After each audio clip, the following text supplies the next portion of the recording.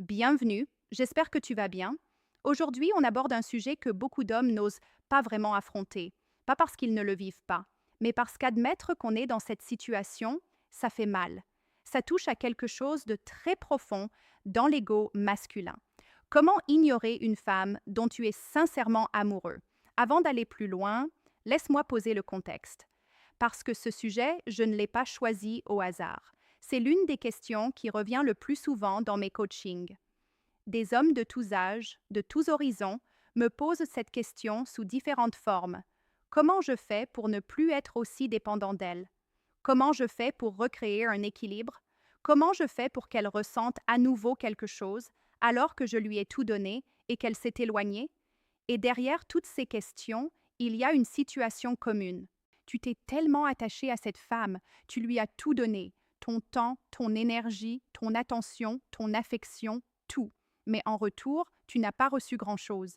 Et au lieu de te rapprocher d'elle, tu as l'impression qu'elle s'éloigne de plus en plus. Comme si tout ce que tu donnais accélérait sa fuite plutôt que de la retenir. Et maintenant, tu te retrouves perdu, confus, ne sachant plus quoi faire. Alors aujourd'hui, on va aller au fond de ce sujet. On va parler de ce qui se passe vraiment quand tu arrives à ce stade. Pourquoi ignorer est la solution? Et surtout, comment le faire de la bonne façon? Pas d'une façon froide et manipulatrice, mais d'une façon qui te reconstruit toi, qui rétablit l'équilibre et qui lui permet de ressentir à nouveau quelque chose de réel pour toi. Prépare-toi, parce que ça va aller en profondeur. Pourquoi tu en es arrivé là? Avant de parler de solution, il faut comprendre le problème à la racine. Comment est-ce qu'un homme finit dans cette situation où il a tout donné et se retrouve avec rien en retour? La réponse est plus simple qu'on ne le pense. Et elle a tout à voir avec la peur. À un moment donné dans cette relation ou dans cette tentative de relation, tu as eu peur. Peur de la perdre, peur de ne pas être suffisant, peur qu'elle parte si tu ne faisais pas assez. Et cette peur t'a poussé à compenser, à donner plus, à être plus présent, à te rendre plus disponible, à faire plus d'efforts. Le problème, c'est que la logique de la peur est à l'opposé de la logique de l'attraction. Quand tu donnes trop par peur, tu ne crées pas de la reconnaissance, tu crées de la familiarité. Et la familiarité tue le désir. Elle te prend pour acquis, non pas parce qu'elle est mauvaise, mais parce que c'est la nature humaine. On prend pour acquis ce qui est toujours là. On désire ce qui est incertain. Et voilà comment tu te retrouves dans ce déséquilibre. D'un côté, toi, qui donne tout, qui attend, qui espère, qui t'inquiète. De l'autre côté, elle, qui s'éloigne progressivement, qui répond de moins en moins, qui semble de plus en plus distante, et plus tu donnes, plus elle s'éloigne. Plus elle s'éloigne, plus tu donnes. C'est un cercle vicieux. Et tant que tu ne changes pas quelque chose de fondamental dans cette dynamique, ça ne peut que s'aggraver. C'est là qu'intervient ce que je vais t'expliquer aujourd'hui, l'art d'ignorer intelligemment, pas pour jouer un jeu, mais pour sortir de ce cercle vicieux et redevenir l'homme qu'elle peut désirer, ce que ignorer signifie vraiment. Laisse-moi être très clair sur quelque chose avant d'aller plus loin. Quand je parle d'ignorer une femme dont tu es amoureux, je ne parle pas de froideur calculée. Je ne parle pas de la traiter avec indifférence ou de lui manquer de respect. Je ne parle pas d'un jeu psychologique toxique où tu disparais pour la faire souffrir. Ce n'est pas ça. Ce dont je parle, c'est d'un repositionnement de toi-même. C'est de te replacer au centre de ta propre vie. C'est de reprendre le contrôle de ton énergie, de ton temps, de ton attention et de les réorienter vers toi plutôt que de les verser entièrement sur elle. La différence est fondamentale. Le premier type d'ignorance, la froide et calculée, vient d'un lieu de manipulation. Et les femmes le sentent. Elles sentent quand quelqu'un fait semblant. Et ça crée de la méfiance, pas de l'attraction. Le deuxième type d'ignorance, celle dont je parle, vient d'un lieu de transformation personnelle réelle. Tu ne fais pas semblant de moins t'intéresser à elle. Tu t'intéresses genuinement plus à toi-même. Et cette différence, aussi subtile qu'elle puisse paraître, change absolument tout dans la façon dont elle te perçoit. Parce qu'une femme ne peut pas résister à un homme qui a une vie riche, un but clair et qui n'a pas besoin de sa validation pour aller bien. Point 1. Reprends le contrôle de ton quotidien. Le premier point est le plus fondamental, et c'est celui que la majorité des hommes dans cette situation négligent complètement. Tu dois reprendre le contrôle de ton quotidien. Concrètement, ça veut dire quoi? Ça veut dire regarder honnêtement ta vie en ce moment et te poser cette question. Est-ce que ma journée tourne principalement autour d'elle? Est-ce que je me réveille en pensant à elle? Est-ce que je planifie mes journées en fonction d'elle? Est-ce que je suis constamment disponible au cas où elle m'écrirait? Si la réponse à ces questions est oui, alors tu as un problème sérieux. Non pas parce que l'amour est mauvais, mais parce que tu as perdu de vue quelque chose d'essentiel, ta propre existence en dehors d'elle. Ton temps et ton énergie sont des ressources limitées. Elles ont une valeur intrinsèque. Et quand tu les dépenses entièrement sur quelqu'un qui ne te les rend pas, tu crées deux problèmes simultanément. D'abord, tu t'épuises toi-même. Tu vides tes réserves émotionnelles et physiques sans les recharger. Et un homme épuisé n'est pas un homme attractif. Ensuite, tu lui signales inconsciemment que ton temps n'a pas de valeur, que tu es toujours disponible, que tu n'as rien de plus important à faire qu'être là pour elle. Et paradoxalement, plus tu lui montres que tu n'as rien de plus important, moins elle t'accorde d'importance. Alors la première action concrète est de remettre tes priorités dans l'ordre. Qu'est-ce qui était important pour toi avant elle? Qu'est-ce que tu avais envie de construire, d'accomplir, d'explorer? Quels sont les projets que tu avais mis de côté parce que tu passais trop de temps à penser à elle? Reprends tout ça. Pas parce que c'est une stratégie pour la récupérer, mais parce que c'est la bonne chose à faire pour toi. Parce que tu mérites une vie pleine et riche indépendamment de cette relation. Et le paradoxe magnifique, c'est que plus tu reconstruis cette vie pleine, plus tu deviendras naturellement moins disponible pour elle. Et moins tu seras disponible, plus elle commencera à ressentir quelque chose qu'elle ne ressentait plus, le manque. Point 2. Change tes vieux schémas. Le deuxième point est directement lié au premier, mais il va plus loin. Pour ignorer intelligemment une femme dont tu es amoureux, tu dois changer tes vieux schémas de comportement. Pas juste en surface, en profondeur. Ce que j'appelle les vieux schémas, ce sont ces habitudes automatiques que tu as développées depuis que tu es épris d'elle, ces comportements qui sont devenus réflexes sans que tu t'en rendes vraiment compte. Tu vérifies ton téléphone toutes les 10 minutes pour voir si elle a répondu. Tu modifies tes plans en fonction de sa disponibilité. Tu retiens une sortie avec des amis au cas où elle serait libre. Tu adaptes ton humeur au sien. Si elle est froide, tu te sens mal. Si elle est chaleureuse, tu retrouves l'énergie. Ces schémas sont dangereux pour une raison très simple. Ils te placent dans une position de réactivité permanente. Tu ne vis pas ta vie, tu réagis à la sienne. Et un homme qui réagit constamment à une femme, plutôt que d'agir de son propre chef, est un homme qui perd progressivement son pouvoir d'attraction. Alors voilà ce que tu dois faire. Identifie ces schémas un par un. Écris-les si nécessaire. Sois honnête avec toi-même. Puis décide consciemment de les remplacer par autre chose. Au lieu de vérifier ton téléphone toutes les 10 minutes, pose-le pendant 2 heures et fais quelque chose de productif. Au lieu d'annuler des plans pour elle, honore tes engagements avec tes amis. Au lieu d'adapter ton humeur à la sienne, travaille sur le fait d'être ancré dans ta propre énergie indépendamment de ce qu'elle fait. Ce n'est pas facile au début. Ces schémas sont ancrés. Ils ont une inertie. Mais chaque fois que tu choisis consciemment de te comporter différemment, tu envoies un message à ton propre cerveau. Tu lui dis « Je ne suis plus esclave de cette dynamique. Je reprends le contrôle. » Et progressivement, cette nouvelle façon d'être devient ta nouvelle normalité. Et elle le ressentira. Pas parce que tu le lui montres, mais parce qu'une énergie qui change se perçoit. Elle ne saura peut-être pas exactement ce qui a changé, mais quelque chose en toi sera différent, et ce quelque chose va l'interpeller. Point 3. Crée de la distance physique et émotionnelle.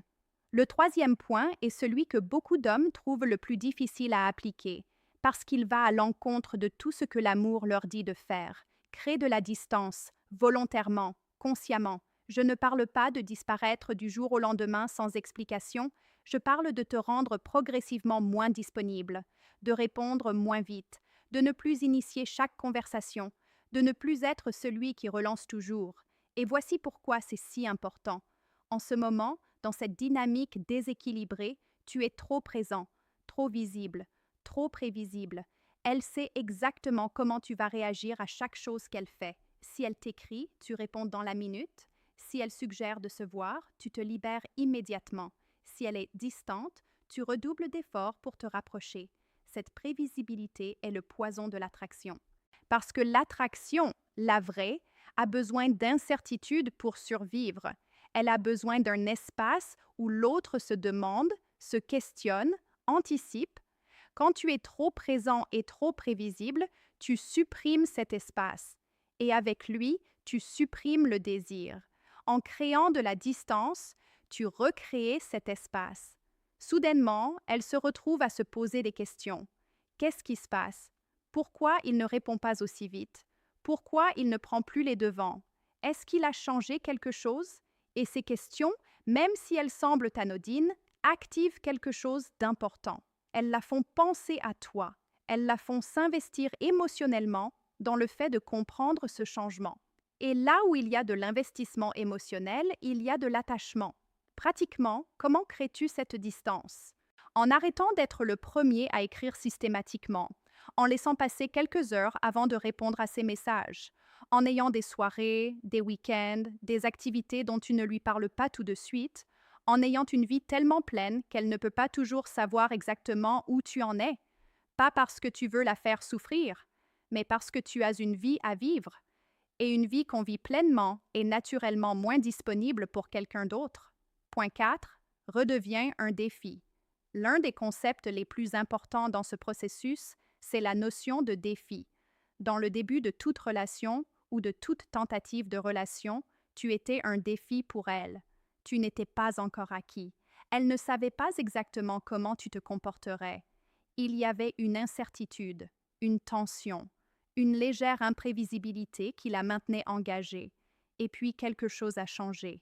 À force de vouloir la rassurer, à force de lui montrer à quel point tu tenais à elle, tu as progressivement supprimé ce défi. Tu es devenu prévisible, acquis. Elle pouvait compter sur toi comme sur un meuble. Et les meubles, encore une fois, on ne les désire pas, on les utilise. Redevenir un défi pour elle, ce n'est pas jouer à des jeux. C'est retrouver cette version de toi qui avait une vie propre, des opinions bien établies, la capacité de dire non et qui n'avait pas besoin de son approbation pour aller de l'avant. Concrètement, ça se traduit par plusieurs choses. Premièrement, apprends à dire non. Si elle propose quelque chose à un moment où tu as d'autres plans ou que tu as simplement envie d'autre chose, décline avec légèreté. Un simple désolé, je ne suis pas disponible ce soir, sans justification excessive. La capacité de dire non est l'un des signes les plus puissants de l'estime de soi. Deuxièmement, arrête de tout expliquer. Les hommes qui ont besoin de l'approbation des autres ont tendance à surexpliquer leurs décisions. Je ne viens pas parce que, je n'ai pas répondu parce que, cette surexplication trahit un besoin de validation. L'homme qui se suffit à lui-même n'explique pas, il agit. Troisièmement, cultive des opinions et des passions que tu assumes pleinement. Un homme qui a des convictions, qui sait ce qu'il veut, qui parle de ses projets avec enthousiasme, est beaucoup plus magnétique qu'un homme qui s'adapte constamment aux désirs des autres. Redevenir un défi n'est pas une posture, c'est le résultat naturel de te réinvestir dans toi-même. Point 5. Travaille sur ton énergie intérieure. Ce point-là est peut-être le plus profond de tous, et c'est celui que la plupart des gens négligent parce qu'il n'est pas visible de l'extérieur. Pour vraiment ignorer une femme dont tu es amoureux, pour que ce soit authentique et non forcé, tu dois travailler sur ton énergie intérieure. Laisse-moi t'expliquer ce que j'entends par là. En ce moment, il y a des chances que tu te réveilles avec un fond d'anxiété, une espèce de tension sous-jacente qui ne disparaît jamais vraiment. Cette pensée persistante, est-ce qu'elle va écrire? Est-ce qu'elle pense à moi? Qu'est-ce que je pourrais faire pour qu'elle revienne? Cette anxiété, cette tension, cette dépendance émotionnelle, elle se voit, pas forcément dans les mots que tu utilises, mais dans l'énergie que tu dégages, dans ta façon d'entrer dans une pièce, dans ton regard quand tu la vois, dans la légèreté ou l'absence de légèreté de tes interactions. Les femmes sont extrêmement sensibles à l'énergie masculine. Elles ressentent quand un homme est ancré et stable, et elles ressentent quand un homme est dans le besoin, anxieux, déséquilibré, et elles réagissent à cette énergie bien avant de réagir aux mots. Alors la question est, Comment travailles-tu sur ton énergie intérieure? D'abord, par le corps. Je suis convaincue qu'un homme qui s'entraîne régulièrement, qui prend soin de son corps, est un homme qui change son énergie de façon fondamentale. L'exercice physique libère des endorphines, réduit l'anxiété, construit la confiance en soi. Ce n'est pas un hasard si tous les coachs de vie, tous les psychologues, tous les experts en performance recommandent le sport comme premier outil de transformation. Commence là. Ensuite, par les projets. Un homme qui a quelque chose à construire, qui a une vision pour sa vie, qui travaille chaque jour vers quelque chose qui lui tient à cœur, est un homme qui n'a pas le temps de s'effondrer dans l'obsession émotionnelle. Son énergie a un endroit où aller, un but. Et cette énergie dirigée se ressent. Enfin, par le travail intérieur. Et je sais que ce terme peut sembler vague, alors soyons précis. Si tu es arrivé à un stade où tu donnes tout à quelqu'un qui ne te le rend pas, c'est qu'il y a quelque chose à explorer, peut-être une peur profonde de ne pas être suffisant, peut-être un schéma appris quelque part dans l'enfance que l'amour doit être mérité à force de sacrifice, peut-être un manque de confiance fondamentale dans ta propre valeur. Ces choses ne se règlent pas du jour au lendemain, mais les identifier, les nommer, commencer à travailler dessus, ça change quelque chose de profond dans la façon dont tu te comportes en relation. Point 6. Reste positif et solaire. Ce point semble simple, presque trop simple, et pourtant, c'est l'un des plus puissants. Dans cette période où tu crées de la distance, où tu te refocalises sur toi, où tu changes tes schémas, il y a une tentation très forte. La tentation de la froideur, de l'amertume, de la posture de celui qui n'en a rien à faire. Résiste à cette tentation, absolument, parce qu'une chose est certaine, la froideur et l'amertume ne sont pas de l'indifférence. Ce sont des émotions très visibles qui disent « je suis blessé » et je le montre différemment. Et les femmes le voient immédiatement. Ce que tu veux projeter, ce n'est pas la froideur, c'est la légèreté, l'enthousiasme, une énergie positive qui dit « je vais bien, j'ai une vie qui me plaît et je n'ai pas besoin que les choses soient autrement pour être heureux ». Souris, sois chaleureux dans tes interactions. Parle de tes projets avec enthousiasme, montre que ta vie est pleine et agréable. Cette énergie solaire a plusieurs effets puissants. Elle te protège toi d'abord, parce que maintenir une énergie positive, même quand c'est difficile, est l'une des choses les plus efficaces pour sortir d'un état de dépendance émotionnelle. Elle attire ensuite, parce qu'une énergie positive est magnétique. Les gens veulent être autour des personnes qui irradient de la bonne énergie, y compris elle. Et elle la déstabilise enfin, parce qu'elle s'attendait peut-être à une réaction de ta part, à la tristesse, à l'insistance, à la frustration. Quand à la place, elle voit quelqu'un qui va bien, quelqu'un qui semble épanoui, quelqu'un dont la vie continue positivement sans elle au centre, ça crée un effet de surprise qui ouvre une réflexion en elle. Point 7. Comprends ce que ce processus fait vraiment. Je veux être totalement transparent avec toi sur ce point. Ce que je te décris depuis le début de cette vidéo, c'est un processus de transformation. Et comme tout processus de transformation, il a deux résultats possibles. Le premier résultat, et le plus probable quand tu appliques tout ce qu'on a vu, c'est qu'elle commence à ressentir quelque chose. Elle remarque le changement en toi. Elle reprend contact d'une façon différente. Elle commence à s'investir dans la relation d'une façon plus équilibrée. Ça arrive, et ça arrive parce que tu as rompu le schéma.